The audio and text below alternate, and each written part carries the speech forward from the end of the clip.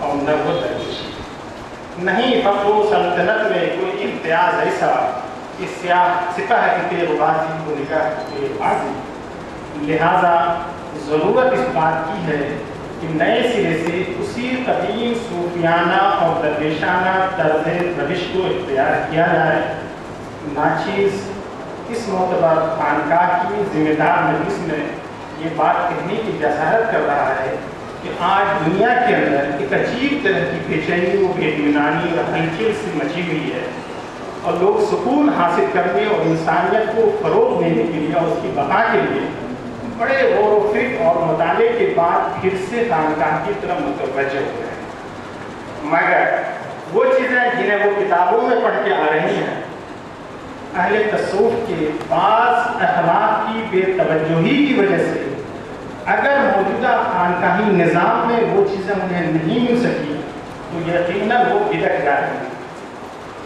خدا کے واسطے وہی نظام بحال کیجیے کہ تصوف کا احیاء ہو جائے، بے کسوں کی داد رسی ہو سکے، بھٹکے ہوئے کی رہنمائی ہو سکے، اور اس کے نتیجے میں اسلام کا تبلیغی مشن آگے بڑھے اور اچھے معاشرے کی تشکیل ہو سکے۔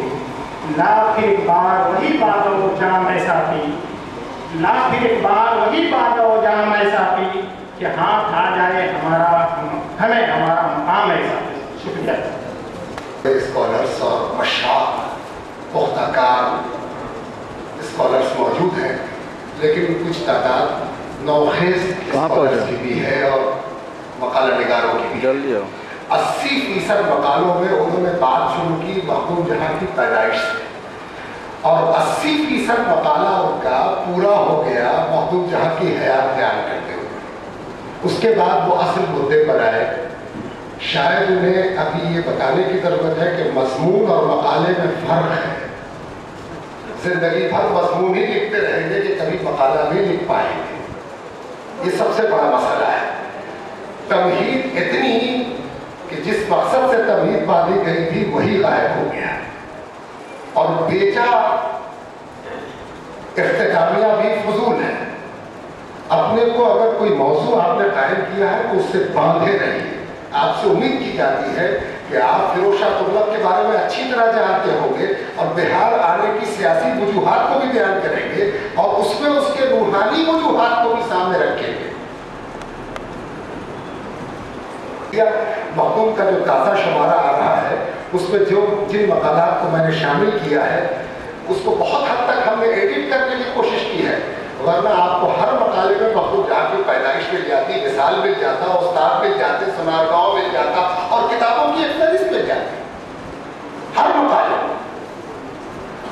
یہ ایک سقم ہے، اور اس سقم سے میں سمجھتا ہوں کہ آپ تمام اساتذہ جو لمبی مدت تدریس و تربیت میں گزار چکے ہیں اتفاق کریں گے۔ حضرت مخدوم جہاں رحمت اللہ علیہ کا جو ایٹیٹیوڈ اپنے بادشاہوں سے تھا اس کا ایک جائزہ جیلانی صاحب نے لیا۔ یہ ایک اہم بات ہے کہ مخدوم جہاں کے پاس جو جائیداد بھیجی گئی تھی اس کے لیے مختے کو، یعنی اس وقت کے گورنر کو، یہ فورس کے ساتھ حکم دیا گیا تھا کہ اگر قبول نہ کریں تو بچاؤ قبول کرا، اور وہ گورنر آ کر مخدوم جہاں کی بارگاہ میں کنمنایا ہوا، سمٹا ہوا، بجھا سا بیٹھا۔ مخدوم صاحب نے پوچھا کیا بات ہے؟ وہ کہتے تم آج بڑے مغموم نظر آ رہے۔ فرمایا حضور میری تو جان پر بنائی، آپ پر جبر کروں تو دین جاتا ہے، اور جبر نہ کروں تو خود بہ جاتا ہوں۔ تو مخدوم جہاں نے فرمایا گھبراؤ مت، میں اپنے نفس پر اس بار کو برداشت کر لوں گا اور تمہیں جبر کی ضرورت نہیں پڑے گی۔ جائیداد کو قبول کر لیا۔ 15 سال جائیداد مخدوم جہاں کے پاس رہی، پورا پرگنہ راجگیر۔ 15 سال جب پورے ہوئے تو محمد بن تغلق کا انتقال ہو گیا۔ فیروز شاہ تغلق بیٹھا، اور فیروز شاہ تغلق کے دربار میں مخدوم جہاں تشریف لے گئے۔ وہ سب آپ لوگ جانتے ہیں کہ کس طرح وہاں کے درباری علماء نے مسکرا کر آپس میں اور پھر بادشاہ کے کان میں یہ سرگوشی کی کہ دیکھا آپ نے، یہ جو شیخ المشائخ ہے آپ کے بادشاہ بنتے ہی پرانی جائیدادوں کے رینیول کے لیے حاضر ہو گئے، اس لیے کہ جب کوئی نیا بادشاہ بیٹھتا ہے سارے کاغذات کی اور سند کی تجدید ہوتی ہے، آگے تجدید کے لیے بادشاہ چونکہ معتقد تھا، پہلے سے پڑھ چکا تھا محبوب جہاں کو، اس نے کہا اگر یہ سب کچھ مانگے تو سب کچھ دیں، لیکن اس وقت حیرت کی انتہا ہو گئی جب اپنے ملاقات کے وقت محبوب جہاں نے گریبان سے فرمان نکالا اور فرمایا کہ آپ کے چچا جناب جس قسم کے جبر کے عادی تھے، ہمیں پوری امید ہے کہ آپ اس جبر کے عادی نہیں ہیں اور مجھ پر بڑھاپے میں آپ جبر کرنا پسند نہ کریں گے، خدا کے واسطے اس فرمان کو واپس دیں۔ یہ وہ کیریکٹر تھا جس میں منہ کھلا کا کھلا رہ گیا اور انگلیاں دانتوں تلے دب گئی۔ یہ ہے محبوب جہاں کا وہ کردار جو بادشاہوں کے ساتھ انہوں نے پیش کیا ہے۔ کردار اور کیا کہنا چاہیے کہ محمد بن تغلق نے بڑی لجاجت کے ساتھ آپ کو خط لکھا کہ ایک خط میرے نام بھی تو یہ محبوب جہاں کا کیریکٹر تھا اور کردار تھا جو انہوں نے پیش کیا۔ اب میں جلدی کے ساتھ ایک عمل باقی رہ گیا انی پر اپنا مقالہ پیش کرنا ہے۔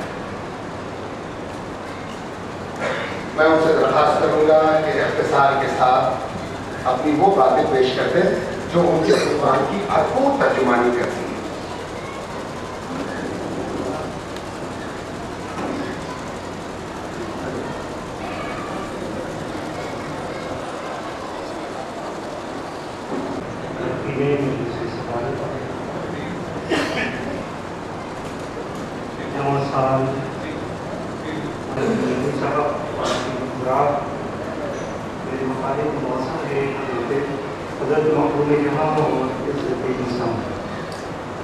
سرزمین بہار کا جنرال آپ کی عظیم تعریف اور کی وجہ سے دنیا میں بلند مقام شہر جہاں سیاست اور علمی سیاست کا میدان ہے یا روحانی سرچشموں کا سلسلہ چندر موریہ چاکیہ مہاتما گوتم بدھ، مہاتما مہاویر اور حضرت مخدوم جہاں احمد شیخ رحمۃ اللہ علیہ غرض کے ہر ایک کا زمانہ مختلف ہے اور ان کے فیض کے چشم کی آخری جاری ساری۔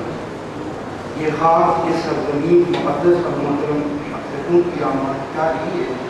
آزادی سے قبل اور اس بات کے علاقہ اپنی علم اور سہاگ اور سازانوں کی وجہ سے جانا پہچانا چاہتا تھا، اور آج بھی اس خطے اور خصوصاً بہار شریف کو اگر دنیا جانتی اور مانتی ہے تو صرف اور صرف 14ویں صدی کے روحانی پیشوا بے بدل عالم دین نقطۂ کی صفا صاحب الوزیر اور اپنی شخصیت اور نام سے اور اس بات پر بہار شریف اتنا فخر کریں کم ہے۔ رات آج بھی شہر بہار شریف کی عظمت اور ناموری کی سب سے بڑی پہچان اور سب سے بڑی نشانی خانقاہ مؤثر شنگاری ماڈل کا یہ مرکز منبع ہے اور روحانی مقام مراٹھی بلندی حضرت محبوب جہاں سے ذہنی اور روحانی وابستگی اور ان کے ارشادات اور عمل میں پوشیدہ ہے۔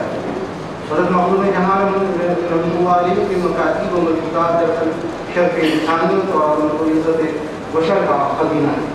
ایک ایسا خزینہ اور گنج معانی ہے جس سے دنیا اور دین و آخرت کی سربراہی اور سربراہی حاصل ہوتی ہے، اور میں سمجھتا ہوں کہ صرف ان کا وجود نورانیت کا منبع تھا اور ہے، بلکہ ان کی تحریر اور ان کے ارشادات و اقوال عزت و عظمت بشر کے نسخے کیمیا ہیں۔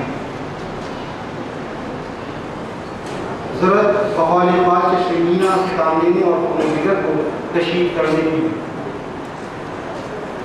اخلاق کے ساتھ وابستگی کی ہے، کیونکہ اس سے قلب نظر کو تمامیت اور سرور جہاں حاصل ہوتا ہے وہاں اور وہ فرشتہ کو بھی اسیر کرنے کی صلاحیت پیدا ہوتا ہے۔ حضرات باقی شان واقف نہیں کرنا حضرت عزت نے انسان کو اشرف مخلوقات کو خلیفۃ الارض کے مقام محمود پر فائز کیا ہے۔ انسان کی عزت و فضیلت اور عزت و شرف کی وضاحت میں لقد کرمنا بنی آدم اور لقد خلقنا الانسان فی احسن تقویم فرمایا۔ ان آیات قدسی کی روشنی میں بھی انسان کی عزت و شرافت پوشیدہ ہے، اور حضرت محبوب جہاں احمد شیخ رحمۃ اللہ علیہ تمام ترین اور عملی زندگی اسی کی ترجمانی